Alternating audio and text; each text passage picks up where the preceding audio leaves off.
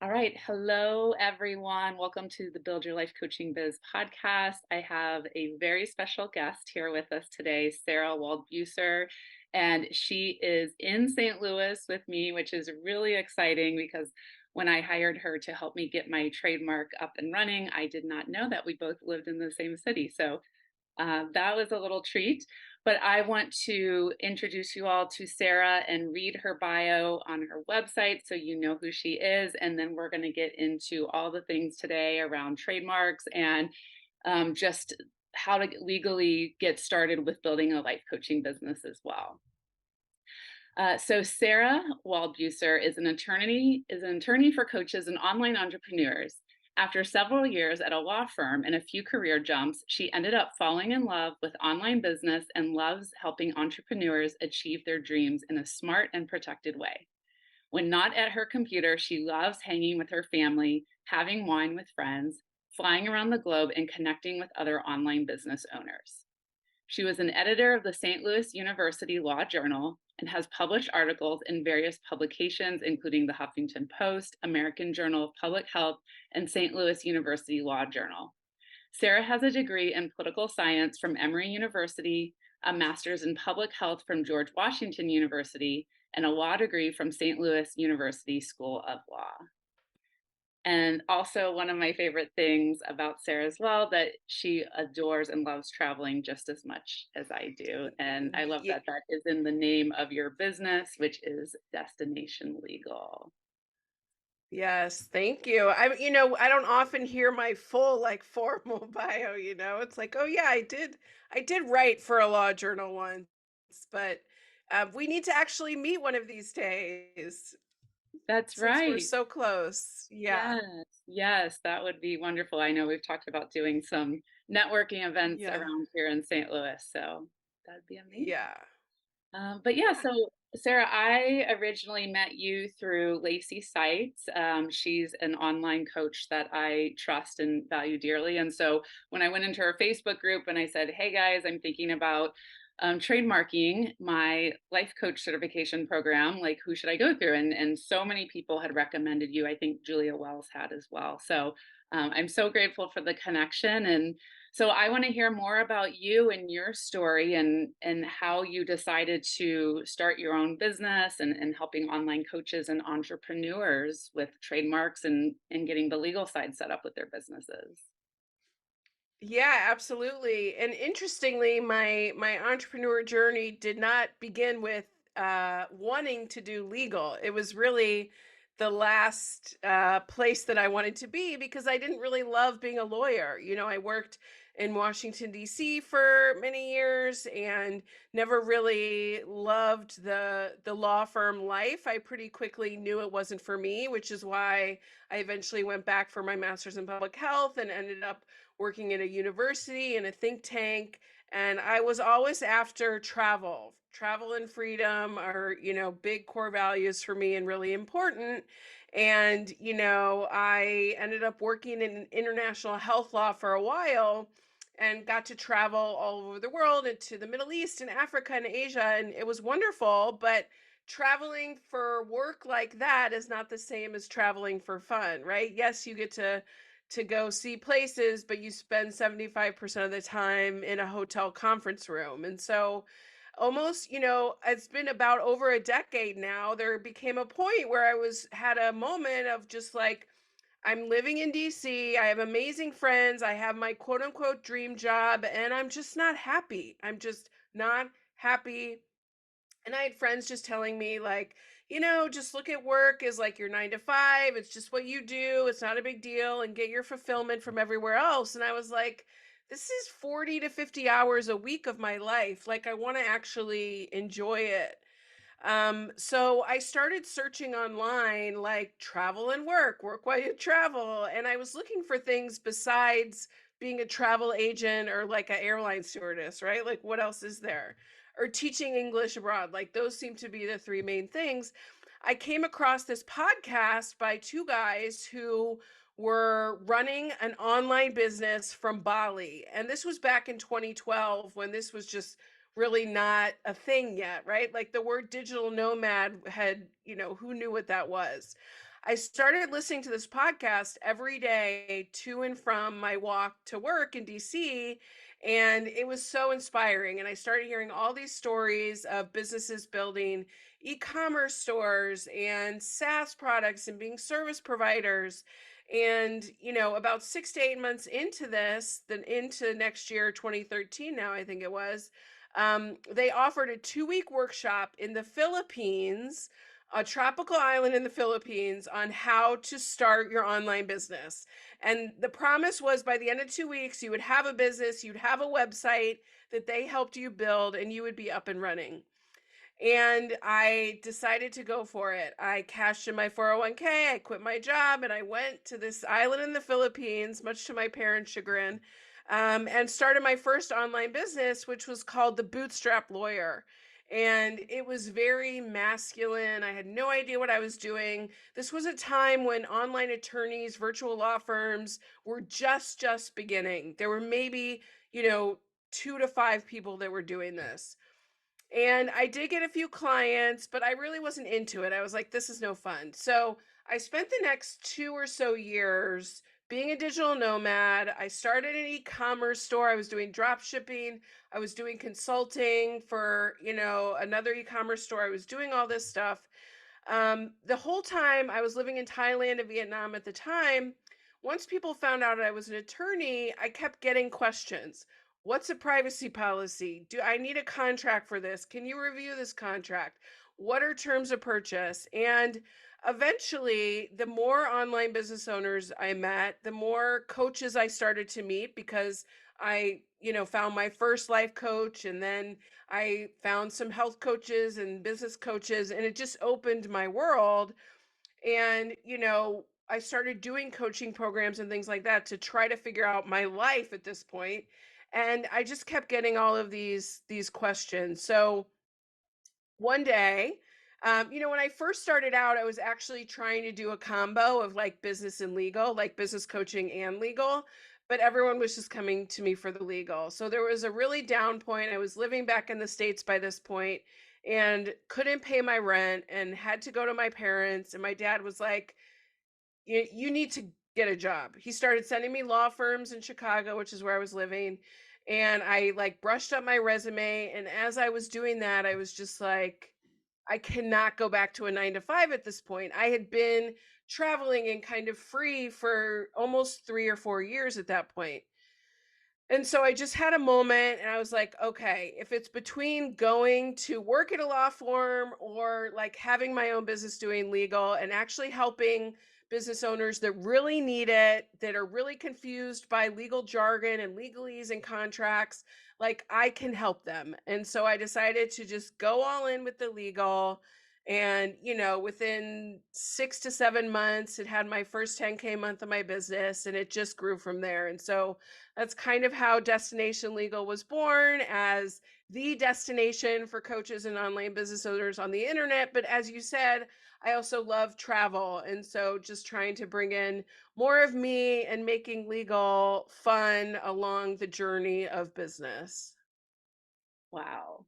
What an incredible story. I had no idea that all that was there. And I thank you for being so vulnerable and raw and just sharing that. And it does remind me a lot of my journey in the beginning too, with trying to figure out how to transition from nursing to coaching. And, it's messy and you take a couple steps forward and then 10 steps backwards. And it really is a journey. It But is, yeah. yeah, and, it's just really inspiring to hear too that, you got your college degree and you were like, I don't enjoy this and I need to figure out something else out to, better serve me and to create the life that I want to have on my own terms with the freedom and the travel. And so that's really inspiring to hear that there is that possibility that you don't have to completely throw away your college degree and that you can get creative and you can think outside the box and you can turn it into this empire that you have now. And yeah, and I also, Yeah. And yeah, go ahead. well, I was going to say, for some of us, like, in the legal, financial, accounting, bookkeepers, people that maybe aren't doing the most sexy. Like for me, I still don't think privacy policies are sexy. Like, but I think what legal can do for you is sexy. And I love helping people protect their businesses. So one of my trademarks is protect your passion, because so many of my customers in the template shop and trademark clients are building these passion based businesses like you, like your clients. And so I look at it from the more women out there doing things that they love, building businesses, being fulfilled and happy, the better we all are. So if I can help them do that in a safe and protected way, like that is what really fulfills me, not like, here, let's talk about terms of service, which we will, and they are really important, but it's really, I like to think of the bigger picture and the ripple effect that that's having on the industry. Definitely. Yeah, there's unsexy parts in every business. I have those in mine as well, but I love what you said, just like think of the bigger picture, and I love that phrase too, protect your passion. Like that's I'm so glad that you trademarked that. Obviously, Yeah. you would have already thought about that. That's Yeah. a really great name, really great That phrase. was that was my first trademark, actually, even before Destination Legal, which as we dive into trademarks, we can talk about when to trademark and why. And like to me, that was so important. It was even more important than Destination Legal that I capture that. And it's funny because the other people that use Protect Your Passion are fishermen and gun owners. But I'm not too worried about them, right? I have had other attorneys try to start to use Protect Your Passion. And fortunately, I own the trademark. And so I'm able to stop that. That's right. One of the benefits of trademarking a name, which I Hmm. know we will talk about. Yeah. So yeah, starting to go into that, like when is the right time to get something trademarked in your business? Yeah. So, a trademark is an amazing business asset, right? It allows you to own your brand, it allows you to use a word or phrase for goods or services that you're selling and to keep others within your industry from using it. So, trademarks are tied to 46 classes of goods and services. So, typically, online business owners and coaches are working in the education class. It covers coaching and courses and podcasts and blogs and things like that. But you could have a competing mark in another class. So, for example, we have Dove chocolate and we have Dove soap. But the whole point of a trademark is to distinguish who's selling it. So, if I said I had an amazing piece of Dove after lunch today, hopefully, that I'm talking about chocolate and that I didn't eat a bar of soap after lunch, right? Like, we know if I was holding a cup right now with a green circle that I had Starbucks and not Dunkin' Donuts. If I'm talking about I just enrolled in B school, I'm probably talking about Marie Forleo, right? And so these trademarks help us know who is putting something out into the world. And you can trademark anytime, even before you're selling something. So there's actually two types of applications. One is that you're using something now in commerce, meaning you're selling it. The other is that you're intending to use it. So Amazon has something like over 900 trademarks. A lot of them, they're just reserving the name for future use. And so if there's a name that you're building a business around, you might not be ready to launch it yet, but you want to make sure that you own the name and nobody else can use it. You might do an intent to use, because having a trademark is like building a house on land that you own. If you don't have the trademark, you're building your business on rented land, land that could be taken away because somebody else could get the trademark. And so, in terms of timing, I like to use something called the gut punch test. So, if you're thinking about your business name or your brand name or a signature course or a podcast or something you want to sell, thinking about the name, maybe you're using it, maybe you're not. If you got a cease and desist letter in the mail tomorrow saying you had to stop and rebrand within the next 10 days, how would you feel? If you get like a gut punch, like that punch when you might get a giant tax bill you weren't expecting, or, you just saw your boyfriend with somebody else. Like, if you get this, like, just not in your stomach, it's time to trademark. If you're like, oh, not a big deal, I'm not that attached to it anyway, then not. So, I trademarking really is more emotional than logical, actually. Sure. I really like that, the gut punch test. And yeah, as you asked that question, I felt that as I thought about with my coach training program of like, oh my God, like I put so much work into it and I couldn't imagine within like 10 days of having to change everything and rebrand and rename and um, so yeah, that's I really love that question. And for me, obviously I decided to reach out and hire you more than a year ago because I was ready to get my name trademarked. And we can talk more about the story because, there was a few things that didn't go as planned there that I feel like everyone should know that's listening to this. But one of the reasons that I decided to go ahead and get something trademarked was I wanted to feel really legit and official. And as I was talking about my coach training program, I wanted to have that little R symbol behind the name. And I wanted people to like take me seriously. And when I see other programs that, not necessarily with the TM, because I know that anyone can put that up at any time, but with the little R symbol, which means the trademark's registered, like I'm like, oh wow, this person really believes in their product or service. And they went to great lengths to take this name and claim it as their own. And so it makes things feel more legit and professional for me when I see that with other names. And so I wanted that same energy and intention behind my program name as well. Yeah, absolutely. Similar to how when you get your LLC or, there's like steps in business that do just make you feel more legitimate, more professional, and your clients see that as well. You can bet they do. And, when I look at Amy Porterfield and her 8 trademarks, right? Like she's taking her business very seriously. And, trademarks are important because if you ever have any even like an inkling that you might sell your business or sell a part of your business, a certification or something like that, it really needs to be trademarked. Like that, someone's not going to buy a program that where that intellectual property isn't protected. So it's definitely a step in business, and it can be addicting, right? So, I have clients that are on their fifth, sixth, seventh trademarks. Once you get the power of the R, you're like, "Ooh, what else can I trademark?" I like that, the power of the R. That was actually going to be one of my questions is what would you say is the average amount of trademarks that business owners have, or at least business owners that you work with? And I do remember, I think you sent an email out saying like Tom Brady has like 90 of these or so like I guess my question to add to that is what is the most trademarks that you've ever seen maybe one person or brand or company own too? Yeah, so, the Kardashians have over 700 between them, right? I think Kim might have like 200. That's not the average, of course.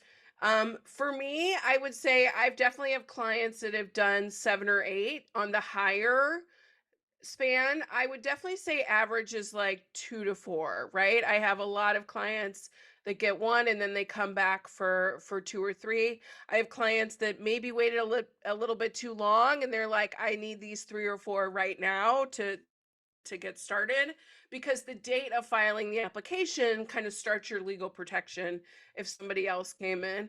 I do have one client these days, she's so funny. She is addicted and she'll be like, "Okay, so we have this one. I want to add this." And then like 3 weeks later, "I think I want to add this." And 3 weeks later, "I want to add this." So I would say for, I work with a lot of 6 and 7 figure business owners. They're at that level in their business where they're really thinking about brand protection and building those brand assets. And I would say the 2 to 4 range is pretty standard there. Okay, good to know. Yeah, I've definitely been playing around with, what's something else that I can trademark in my business. It does kind of feel like tattoos. Like once you get one, you're like, man, It let's keep it going. does. Yeah, and it is a commitment, it is an investment, so you want to be sure. And sometimes, I actually just got an email this morning of a client whose trademark is finalized and she's not using it anymore. she pivoted her business within the last year. It takes a year to do, right? And she's changed it, and she's probably not going to end up using it. And that happens as well. It's rarer that someone does that, but certainly it can happen. It is kind of like a tattoo. You can have a trademark for life as long as you keep up with your filing fees and that you're still selling the products. It's something that you can own forever. Yeah, absolutely.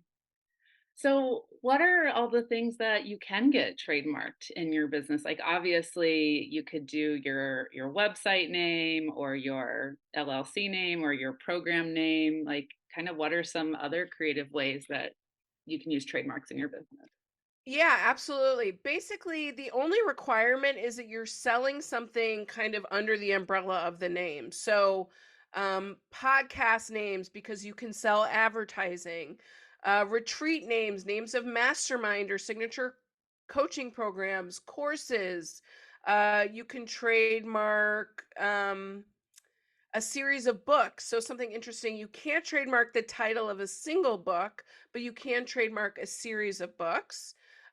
People trademark if you're selling any physical goods or products, right? So that's very common kind of in the real world, right? So anything you see from a big business probably is trademarked, whether it's coffee or shoes or clothes or hats or tables or whatever. But in the online space, what I typically see are business names, coaching program names, online course names, retreat names, mastermind programs names, podcast, blogs, workshops, things like that, virtual summits, those types of events are typically what I would see.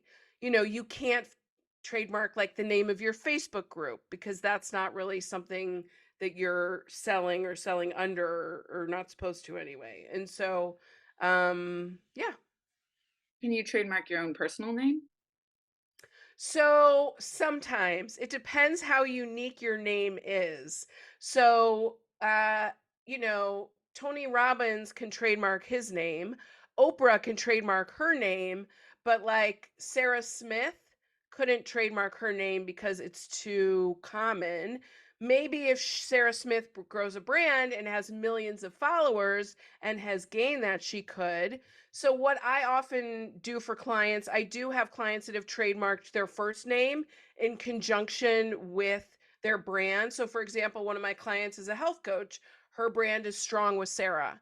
Another one of my clients is a business coach and her brand is Rita Made Me Do It. And so those are first names. I also have clients that might have a mastermind and it'll be like the whatever mastermind by Sabrina or the whatever mastermind by Kelly. And so you can do it under certain circumstances, but if it's just your name, it's kind of unique.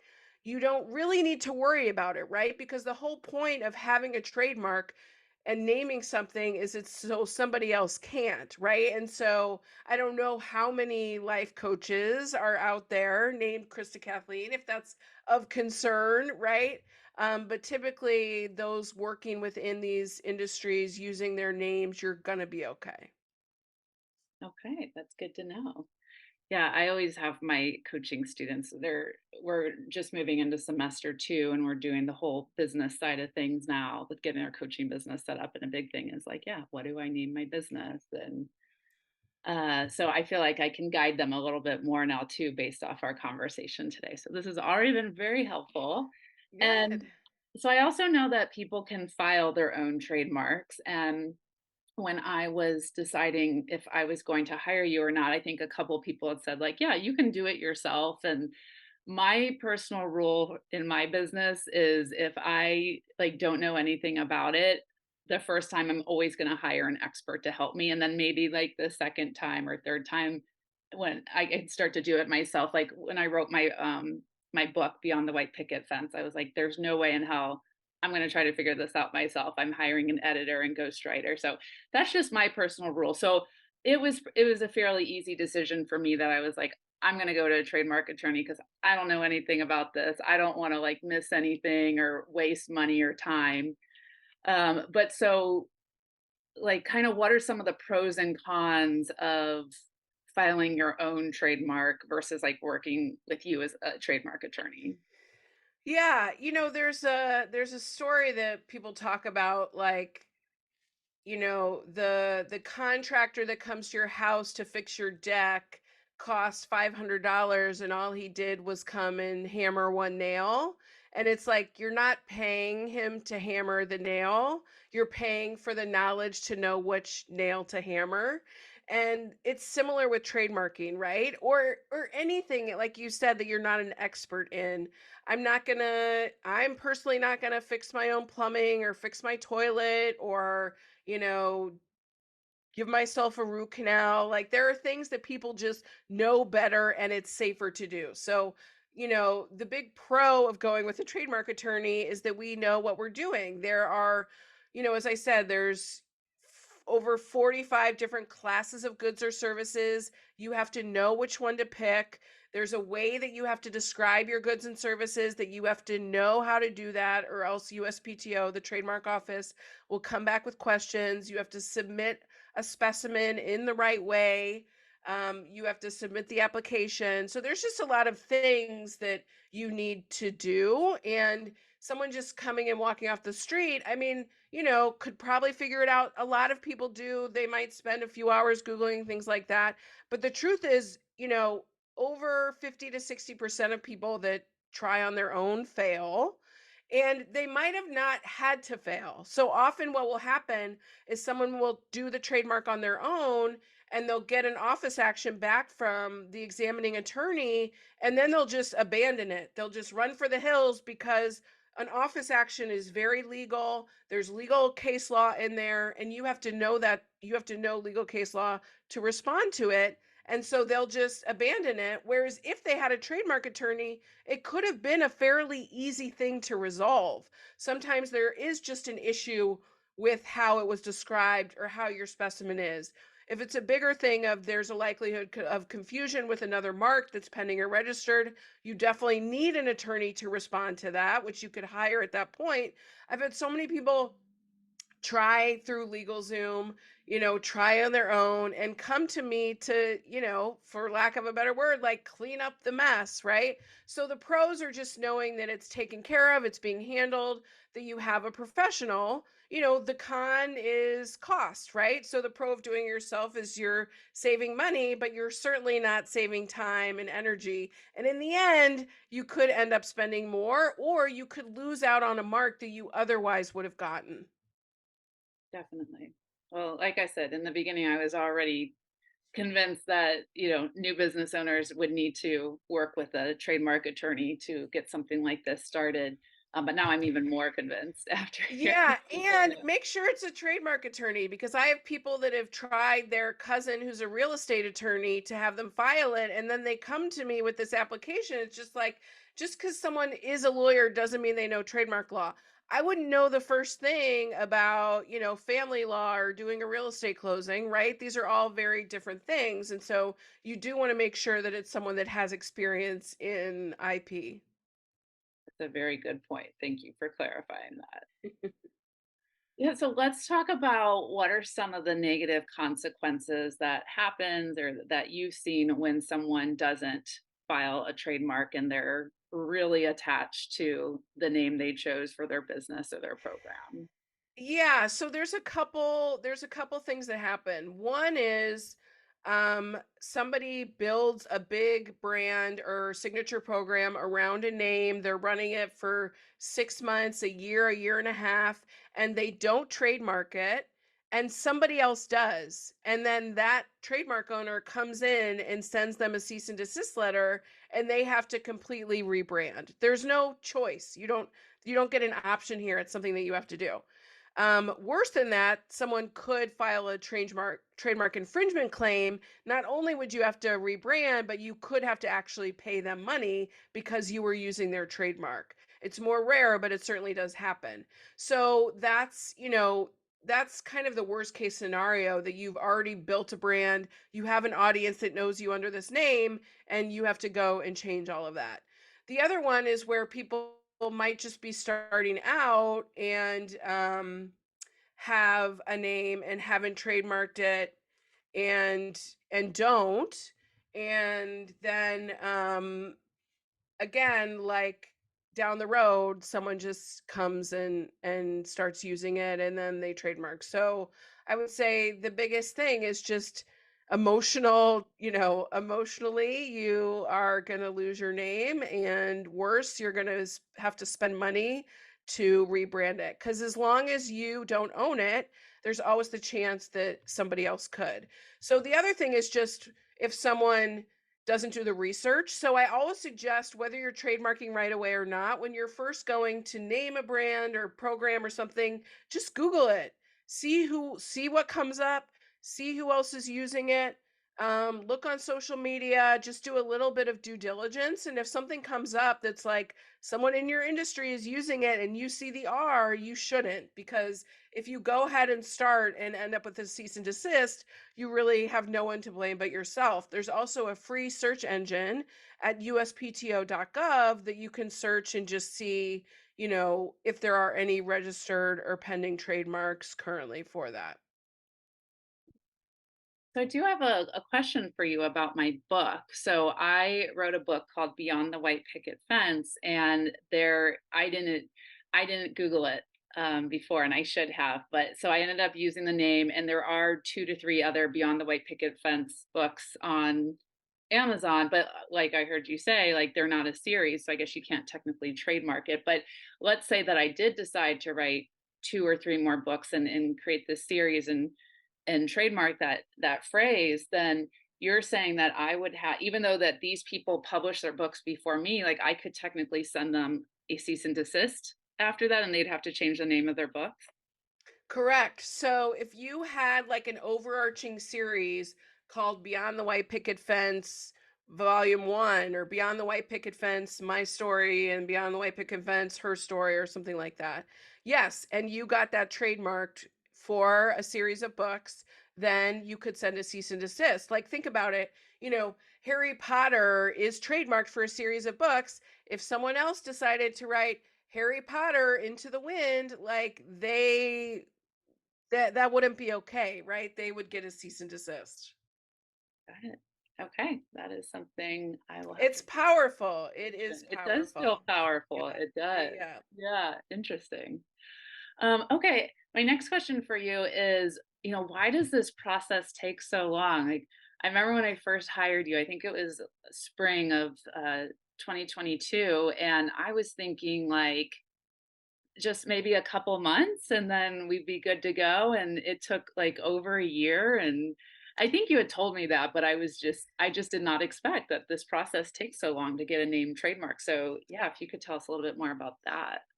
Yeah, and it didn't used to. Okay, so pre-COVID, uh it you did have marks without issues that could get through within 6 to 8 months, like pretty quickly.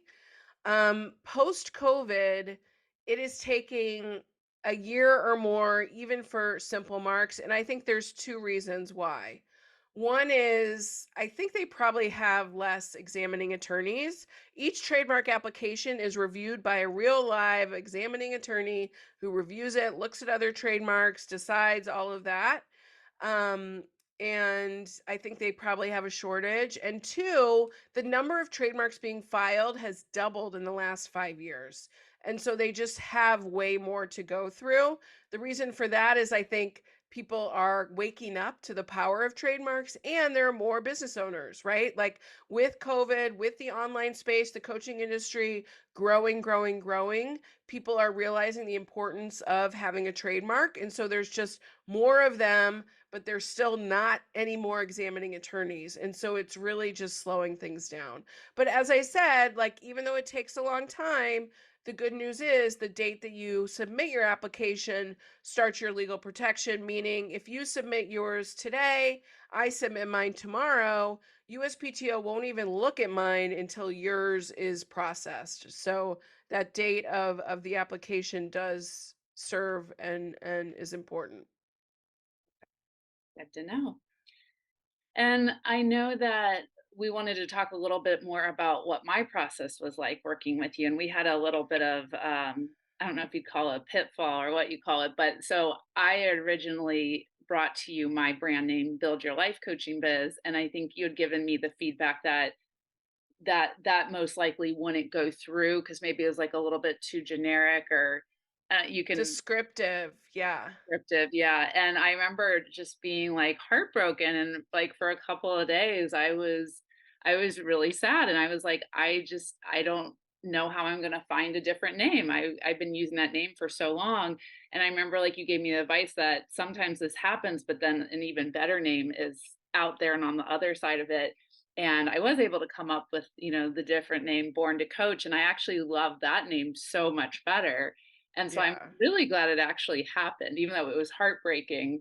I love the name so much, and I'm so glad like you challenged me to continue to think and so yeah, I'm curious like with like my journey with getting Born to Coach trademarked, what did you want to speak around or share about that with the audience?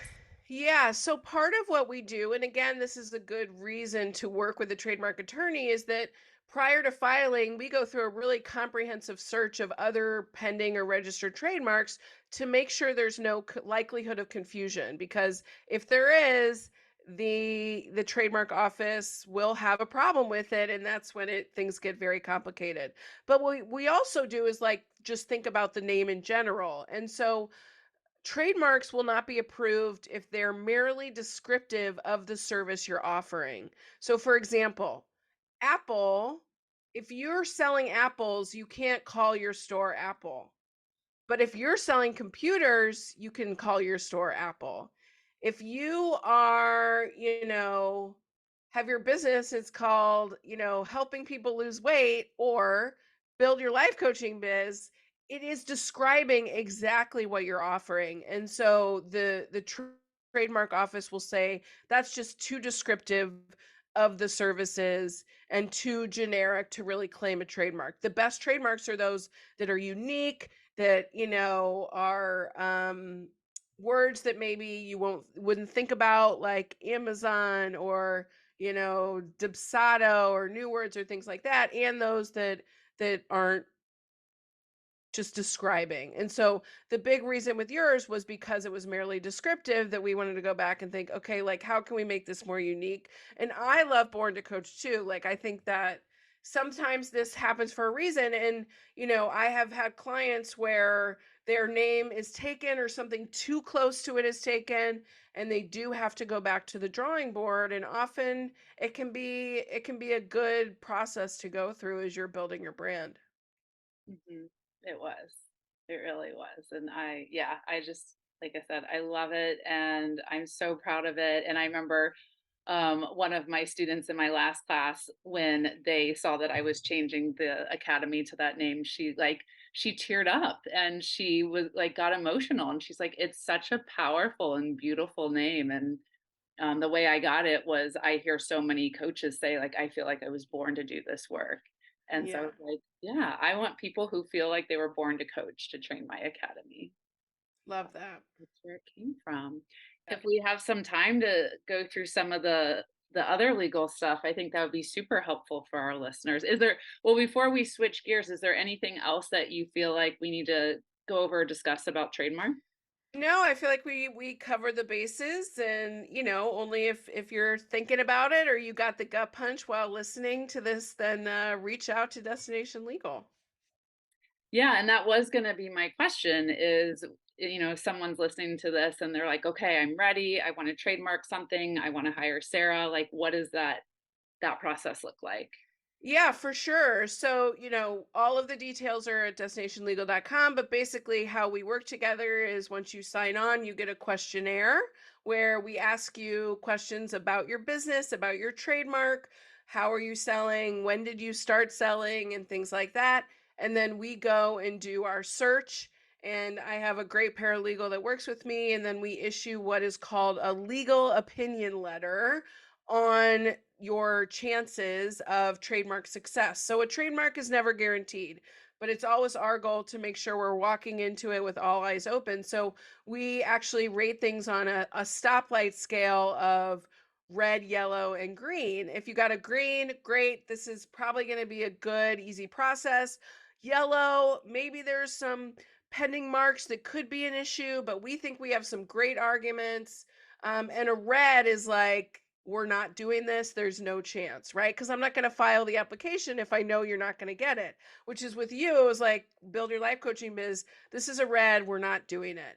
And a yellow, it's really up to the business owners because filing a trademark again is a risk. It's an investment. We don't know what's going to happen, but some business owners are like, I want to go for it. I love this brand name so much. Like, I just want to try. And they're willing to do that, right? Any business investment is always a little bit of a risk, right? And so it's just my job to do what I can to give us the best shot.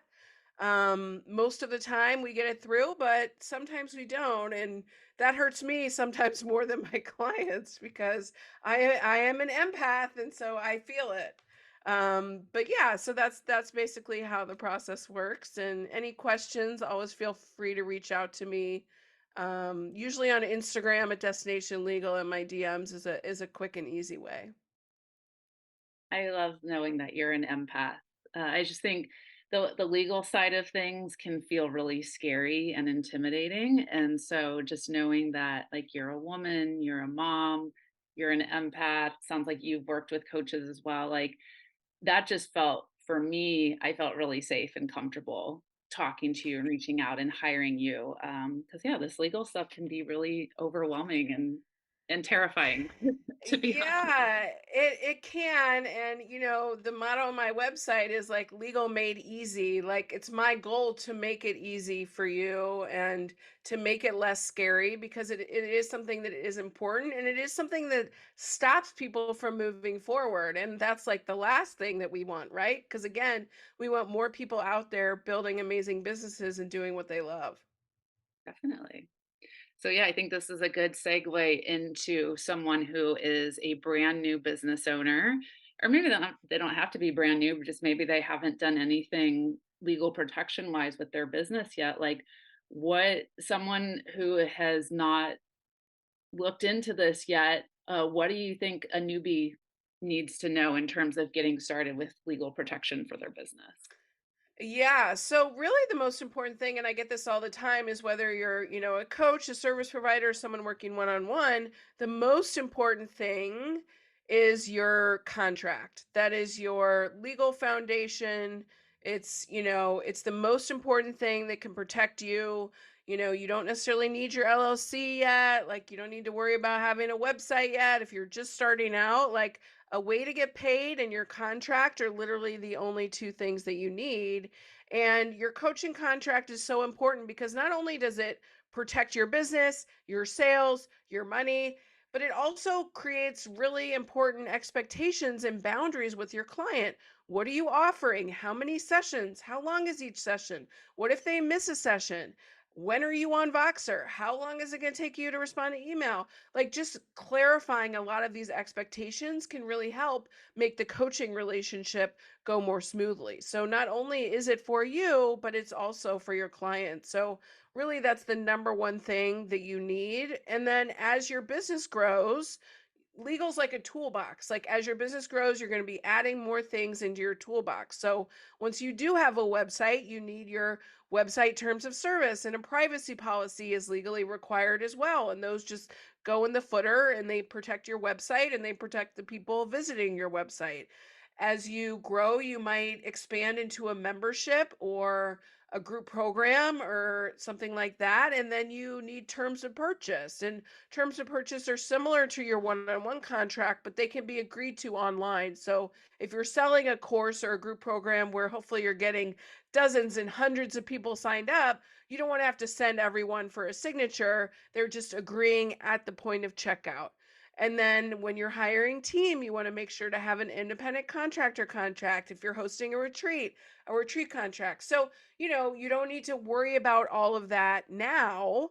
Um, you just have to think as you grow, you're going to need to grow your legal.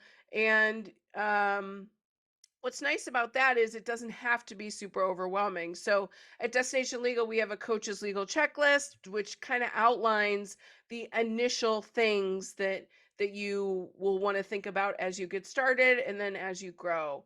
A good rule of thumb is anytime that you are paying somebody or being paid, you want to have some sort of written agreement or terms in place. That was gonna be my question for you because I get that asked all the time. Is because there's a lot of generic templates out there that you can get online. So the question is always like, when is it time to like purchase a attorney review contract or to have an attorney like look at your contract that you're currently using? So Yeah, there are a lot of free things out there. The problem is, like, you don't know what you don't know. So you don't know if it's good or not, right? It might look good or, but you're just never sure. And, you might think, oh, I can just borrow this from my coach or I found this from my friend. Besides that being copyright infringement, you don't want to do that. Again, you don't know if it's going to suit your business. And what's so nice these days is you don't have to go to a big law firm and pay $5,000, and you don't have to go, try to piece it together yourself. There are online template shops that exist now where you can get a attorney drafted contract for your business, right? So we have for coaches and we have for health coaches, cuz health coaches have some different disclaimers and waivers required from, let's say, a business coach or a life coach. And I think just, legal is something where it will help you sleep better at night, and it will make you feel more confident if you do it right. And so what you don't want to do is piece it together and then still not be sleeping better at night because you're like, well, I think this is okay. I'm not sure, and it's just one of the upfront investments. And luckily these days it's only a couple $100. Whereas had you started a business, 20 years ago, it would have been a different story. yeah, I do appreciate that about your offerings, that on your website you have all these different types of contracts for, yeah, retreats, digital courses, memberships, one-to-one coaching, independent contractors. I've already purchased some of your templates and it's been insanely helpful. And it, like you said, you legal made easy. So I really appreciate that you thought ahead and you realize like here's a gap in this industry and then I'm going to create these Thank contracts. you. Yeah, and it's been a process for me too. 7 years ago when I started Destination Legal, no one was using support coaches. I didn't have a support coach contract, it didn't exist. And then over the years, more and more people were like, do you have this? And so for a while, I was doing them custom. And then eventually I created the template for it. And now it's on the website, and a lot of more people are using support coaches. After COVID, we updated our retreat contract and sent out an updated version to all of our customers. So we're in this with you as the industry grows and changes. And if I get enough requests for something, then I do my best to make it available. I love that. And I love that you brought up the support coaches contract. I'm actually going to get ready to purchase that because I'm going to be hiring on my first support coach to help coach my coach training clients. And so, yeah, I want to be able to have a sound contract and lay out all the terms and conditions in there. So I'm really grateful that you created that. Awesome. Yeah. Exciting. Yeah. Cool. Anything else that you feel like is important for our audience to know that's just getting started out with wanting to legally protect their business?